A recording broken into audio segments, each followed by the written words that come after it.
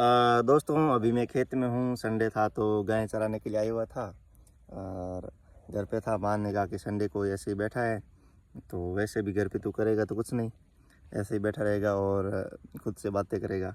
तो खेत चला जा गाय चराने के लिए। तो आ गए खेत और साथ में ये ओशो वाली अपनी बुक लेके आ गए, संभोग से समाधि की ओर। मैंने आज तक किसी बुक का रिव्यू नहीं किया, मुझे करना भी नहीं आता।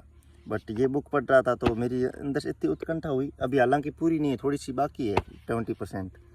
तो फिर भी मैंने सोचा यार इस बुक को लोगों का के मुझे कहना चाहिए और मेरा ये कर्तव्य हक बनता है यदि मैंने अच्छे से पढ़ी है तो।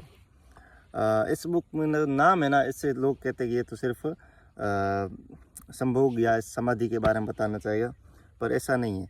आप इसमें देखोगे ना, हर पहलू पे बात की गई है, विशेष मतलब उदाहरण सहित, तर्क सहित। इतनी प्रैक्टिकल बुक है, हद नहीं है। जैसे समाज पे, परिवार पे, धर्म पे, भगवान पे और यथार्थ पे, हिप्पो पे, विद्रोह पे, युवा पे, बूढ़े पे, नारी पे, देश पे, विदेश, राष्ट्र, धर्म, मतलब नेता पे, सब पहलू को छुआ है और मतलब इतनी आसानी से बताया कि हर व्यक्ति को समझाया जा सकता है। आजकल तो मैंने इंस्टाग्राम पे देखा है कि लोग बकरीद करते हैं, उनको भी सुनते हैं।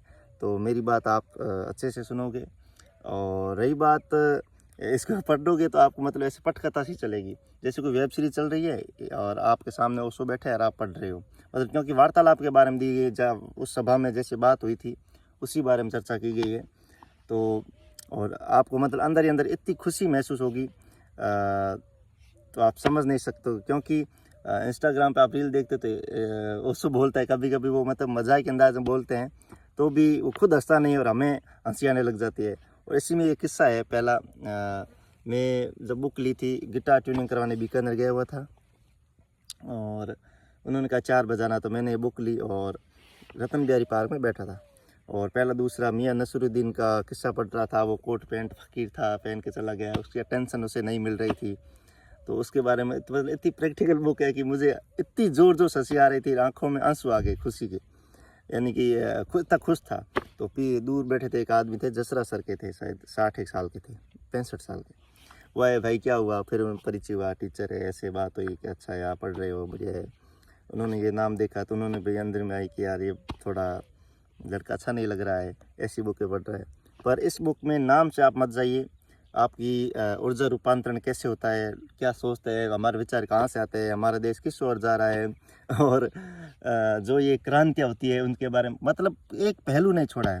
तो I suggest everyone must read for everyone. तो पढ़िएगा ज़रूर। I like this book and love this book. I hope आप भी पढ़ेंगे तो अच्छा लगेगा और आपको यथार्थ से ज्ञान होगा। ये पूरे यथार्थ के बारे में चर्चा की गई है। तो मुझे रिव्यू करना नहीं आता, जैसे भी है मैंने बता दिया, मेरे भाव आप समझ गए होंगे। क्योंकि वैसे भी मैं शब्दों पे नहीं जाता हूँ, मैं इंटेंशन और भावों पे जाता हूँ। शायद आप भी इसको समझे होंगे। तो पढ़िएगा ज़रूर।